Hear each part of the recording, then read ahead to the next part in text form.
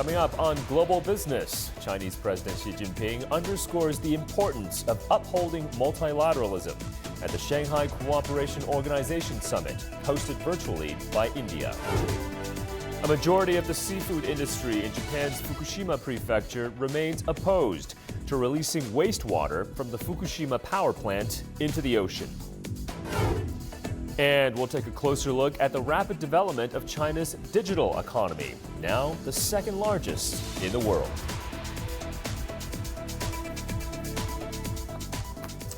Well, welcome everyone to Global Business here on CGTN. I'm Michael Wong in Beijing. The 2023 annual summit of the Shanghai Cooperation Organization has been held virtually on Tuesday. Chinese President Xi Jinping delivered a keynote speech vowing to continue to implement the Global Development Initiative, the Global Security Initiative, and the Global Civilization Initiative. Our Dong Xue reports. Chinese President Xi Jinping vows to strengthen strategic communication and coordination among SCO member countries. President Xi was addressing a virtual leaders summit of the Shanghai Cooperation Organization, a political and security union of countries spanning much of Eurasia. Formed in 2001 by China, Russia, and the Central Asian countries, the body has expanded to include India and Pakistan. And this year, with Iran's membership to be formalized soon, the objective is to play a larger role as a counterweight to Western influence in the region. President Xi said the world today is full of chaos and changes unseen in a century are accelerating. Human society is facing unprecedented challenges, unity or division, peace or conflict, cooperation or confrontation, calling instead for win-win cooperation. And only through continuous development and cooperation can a better life for humanity be realized. Cooperation can lead to achievements, he said, adding that nations need to support each other and to respect their own core interests in order to hold their futures and destinies in their own hands. With a broader agenda encompassing regional development and global governance, President Xi emphasized that upholding peace and promoting development in the Eurasian continent is a shared goal among countries in the region and the world at large. The SCO shoulders the important responsibility of achieving this goal. The current geopolitical landscape is in flux, and China is moving toward the center stage, envision a new multipolar world order. President Xi's focus is on fostering an international community with a shared future of all humanity. President Xi said China is willing to implement the Global Development Initiative to continue economic globalization and to fight against protectionism and unilateral sanctions in order to benefit more people. China looks to the SCO, which represents nearly half of the world's population, to carry forward the Shanghai spirit and contribute to global and regional peace and development in the face of the changing geopolitical landscape. This year also marks the 10th anniversary of China's Belt and Road Initiative, and a leaders' summit will be held as well. President Xi reiterated the significance of promoting free trade and investment and of ensuring stable supply chains so that the benefits of the initiative would be shared by people in all nations. Dong Xue, CGTN, Beijing.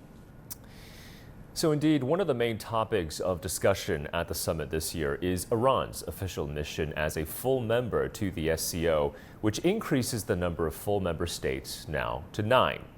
Last September, a memorandum was signed during the SCO summit in Samarkand, outlining Iran's obligations for joining. On Monday, Iran expressed its belief that its membership will encourage regionalism and promote economic growth among other member states. Additionally, there is talk of Belarus becoming the next official member of the SCO, with leaders discussing the potential for even more members to join in the future. Well, Iran has now formalized its status as a full member of the SCO, prompting the question of why countries seek to participate in the organization. Our Yo Yang has more. 9, that's the latest number of member states of the Shanghai Cooperation Organization, as Iran acquires full membership in the bloc during the 23rd meeting of the SCO Council of Heads of States held in India. This is a win-win game. Both Iran and the Shanghai Cooperation Organization member states benefit from Iran's full membership. This positive development can enhance the SCO's potential.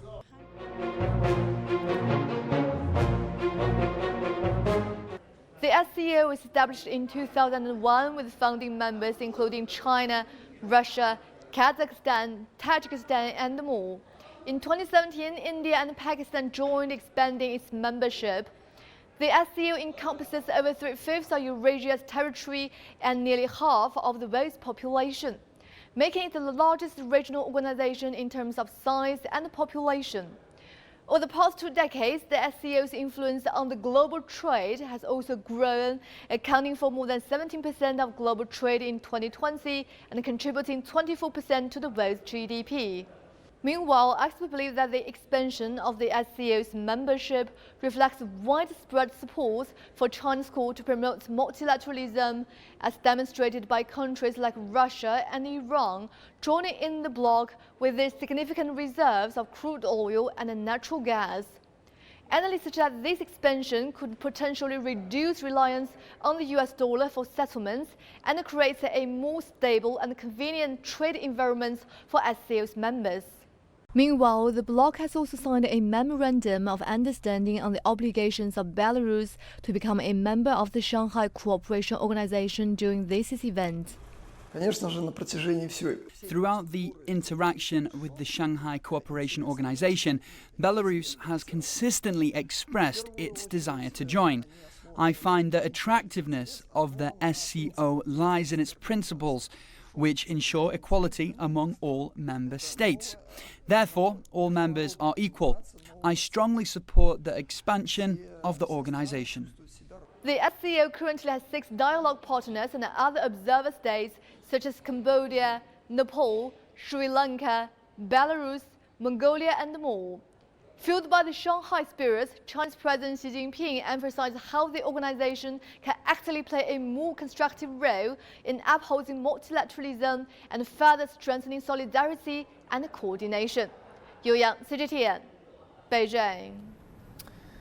Under the Belt and Road Initiative, SCO member countries can communicate and coordinate with each other on trade and investment, as well as other regional cooperation initiatives. Thus, the next phase of the Belt and Road Initiative is very important, according to Benedikt Sobotka, CEO at diversified natural resources producer Eurasian Resources Group, during an interview. Take a listen. The Belt and Road Initiative, the next phase of the Belt and Road Initiative, it's going to be very important factor, because China is it's the biggest trading partner for Europe. It is by far the biggest trading partner for Germany, which is my original home country. And it's one of the largest trading partners for most Central Asian countries and most African countries. So China has to be part of the global conversation, and I'm very glad to see that the Chinese government is also encouraging these conversations around the world and being very proactive about it. So the SCO was a regional organization when it began, but now it covers over 60% of the Eurasian landmass and nearly half of the world's population.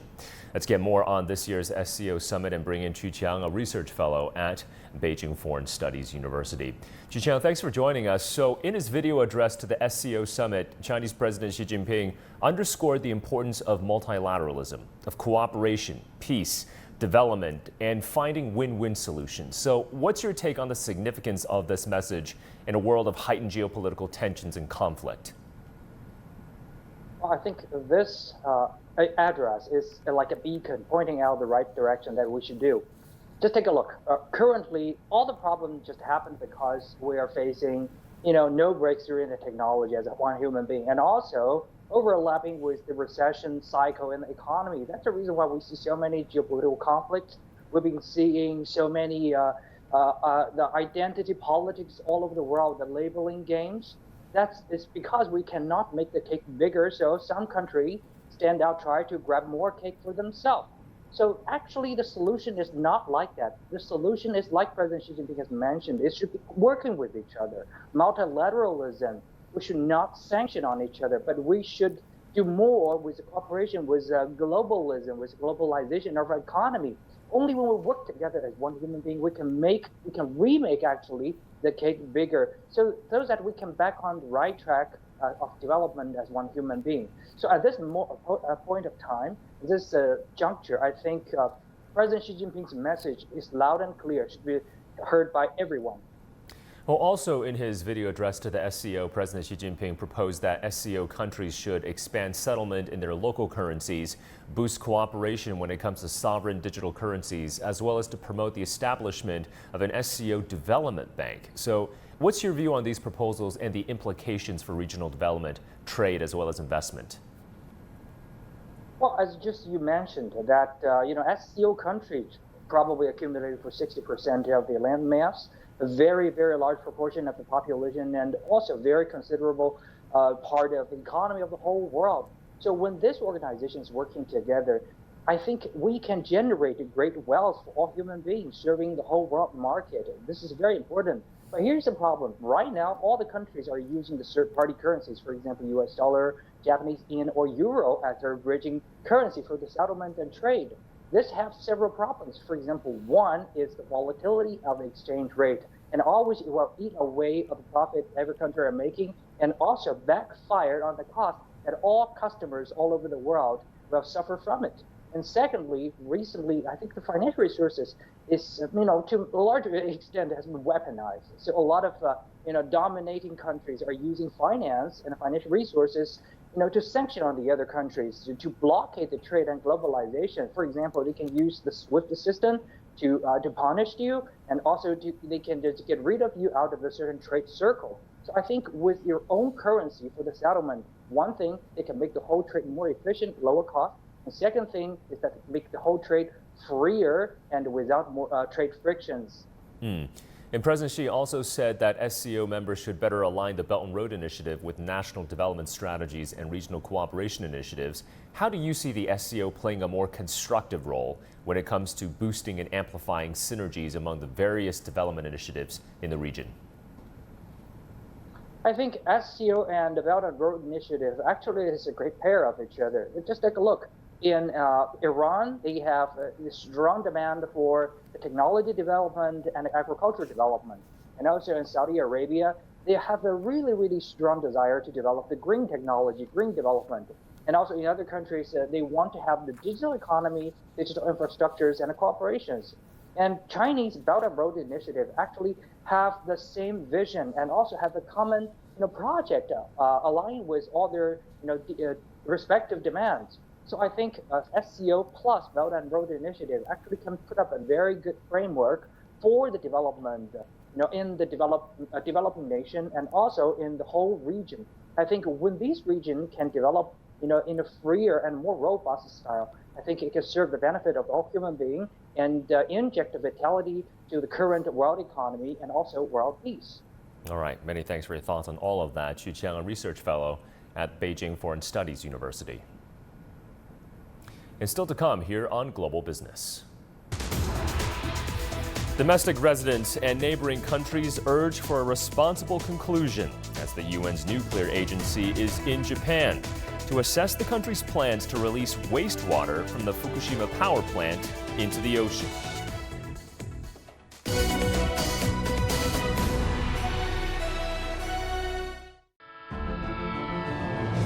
From the 1,035-kilometer railway linking China to Laos, facilitating connectivity and boosting economic growth in the landlocked Southeast Asian country, to the joint China-Saudi Arabia photovoltaic project to harness renewable energy in the oil-dependent kingdom.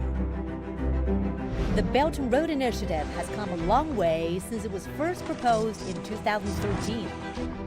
Complementing the development strategies of partner countries and building on their existing strength. 开创合作共赢的新模式。 The Belt and Road Initiative, linking the world in the pursuit of common prosperity for humanity.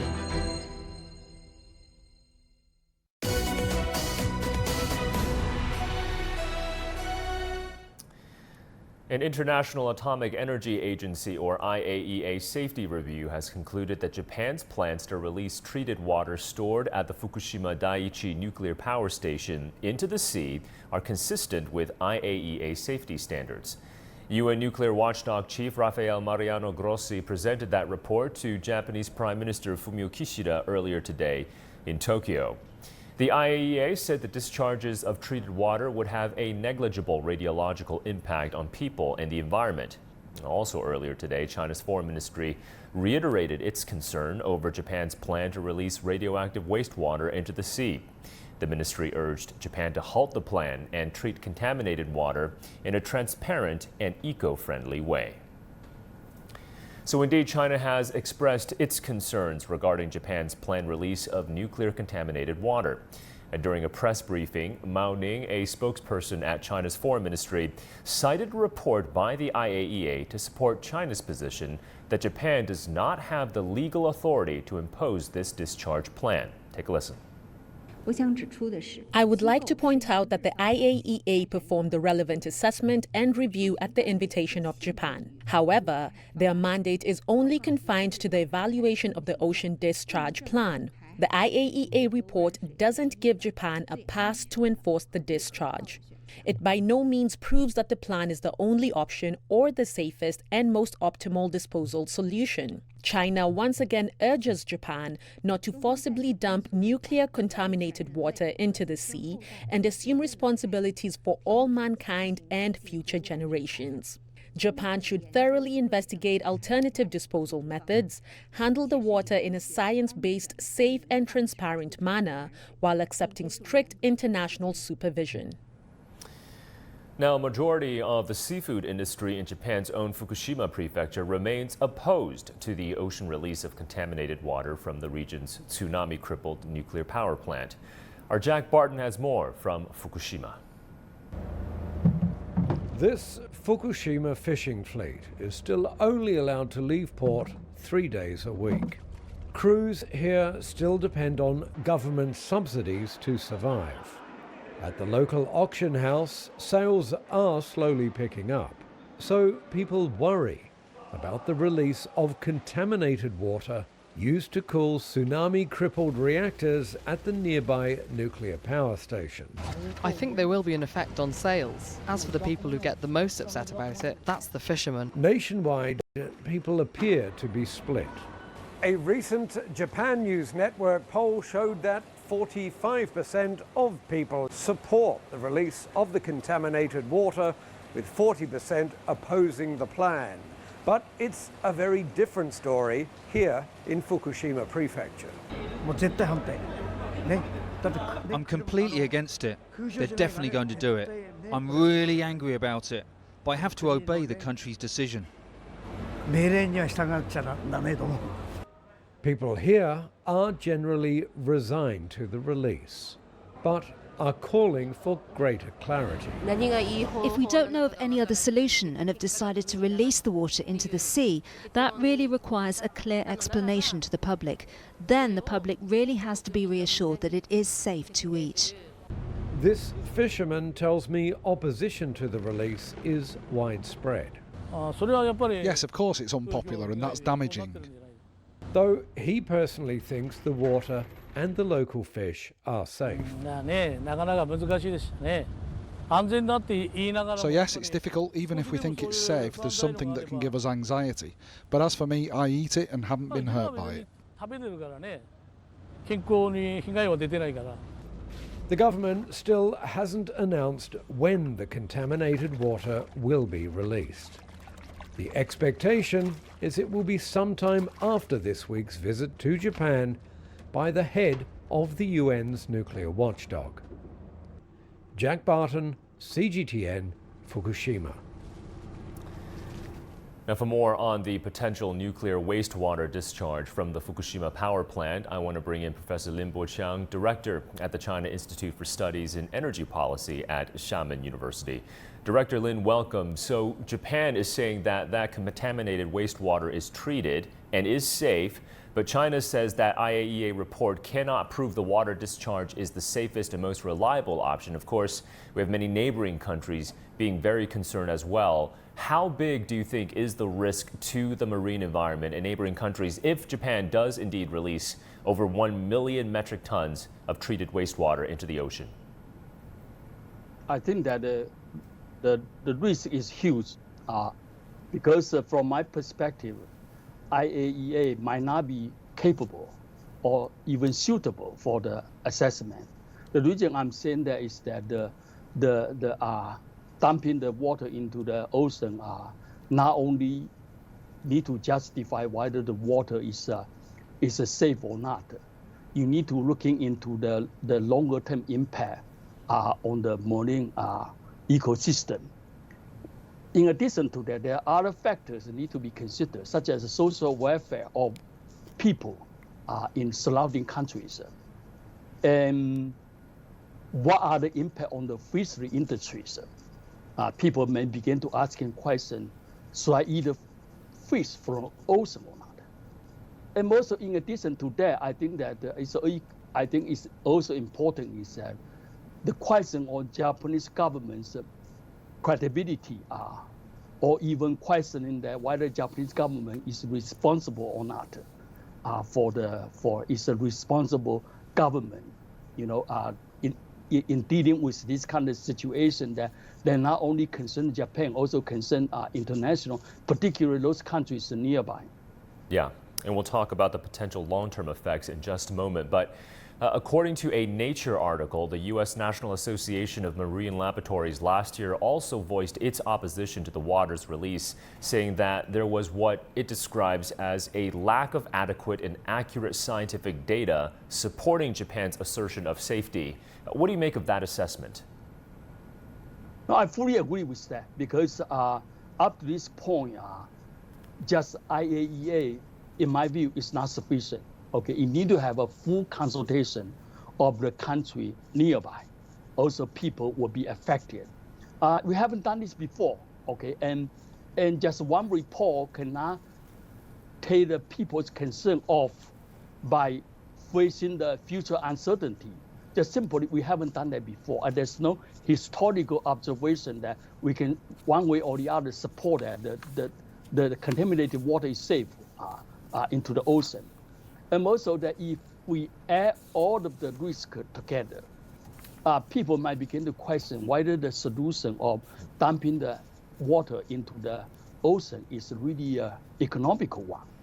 Yeah. Because as I mentioned, that there really are many factors that need to be considered in addition to just a report saying that this water might be safe. So the all in all, we really need to be very, very careful on this. And speaking of those economic reasons, Director Lin, the Japan Center for Economic Research estimates that dumping this water into the ocean is the most cost-effective solution compared to, say, putting it in a landfill, which could potentially cost 100 times more. So how concerned should we be that cost considerations may be taking precedence and priority in this situation over the long-term impacts, like you mentioned and implied, when it comes to health, when it comes to the environment, when it comes to regional economies? I do not agree with that the cost assessment by the just mentioned, because if you just think about the cost of dumping the water into the ocean comparing to the landfill, of course that's cheaper one. It's obvious. But what if including the factor I just mentioned, the long-term impact on the marine ecosystem? What would be the impact? What are the risks? And also socio-economic impact on the countries nearby, particularly those people depends on it. And most important is that what will be the impact on the fishing industry globally, particularly Japan, and also the fishing industry in nearby countries. I just mentioned earlier, people are asking questions, whether it's safe or not to eat a fish out of ocean. There's a huge industry. Many people depends on it. So the just uncertainty will actually have a huge impact on the fishing industry, not to mention that there's a real effect. So finally, I also mentioned earlier that the Japanese government's reputation really on stake, because you really need to demonstrate the capability and also responsibility in dealing with this type of issue, and also concerning that internationally, also most importantly, the country nearby. Yeah. Because it seems to me many people are against it. Yep. Potentially huge economic costs when it comes to negative externalities if this water is released. Many thanks, as always, Director Lin Boqiang, Director at the China Institute for Studies in Energy Policy at Xiamen University. Thank you.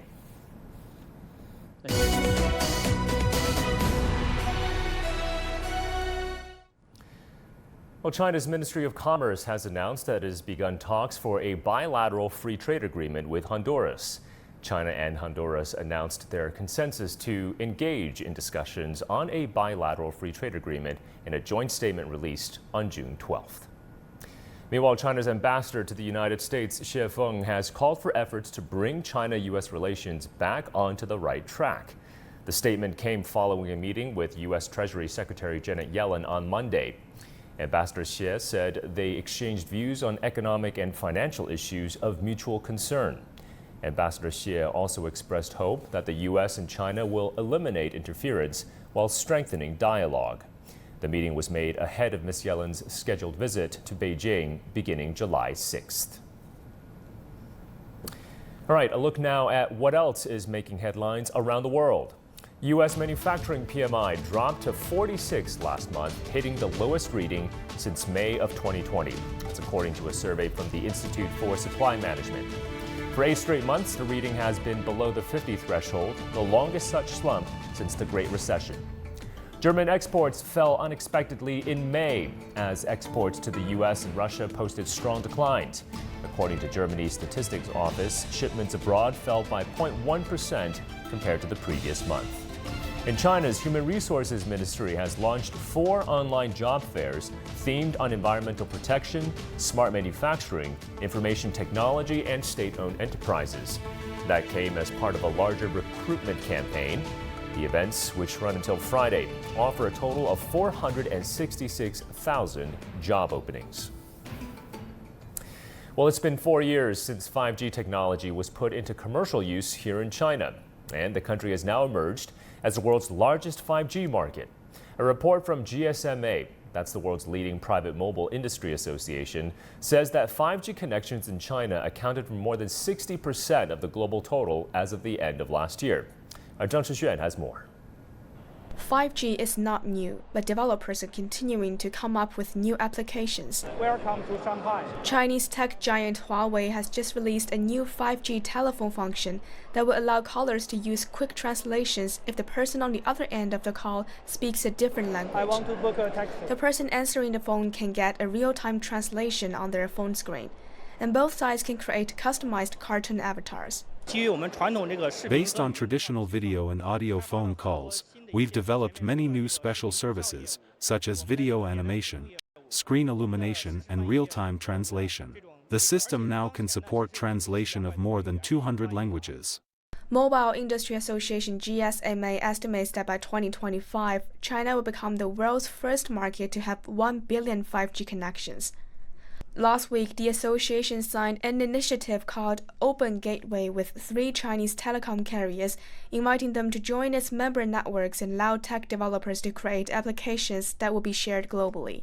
We now have 30 mobile operators, including China Mobile, China Telecom, and China Unicom. We are thrilled. This is going to be absolutely fantastically exciting to launch APIs that are for business to use our 5G networks. It's a sharing that gives the power and the strength of this initiative. 5G, of course, in China is a fantastic success story. It is by far the fastest developed technology at all times. 5G is here to stay for a long time, targeting more business-to-business segments. The organization estimates that this year 5G data is close to taking up 60% of Shanghai's total network traffic. Huawei last week proposed the concept of a 5.5G era, which would protect telecom operators' previous investment in 5G while also improving network performance by 10 times.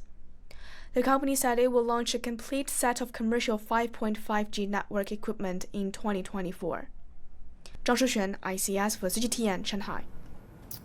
And that's going to do it for us. Bye for now.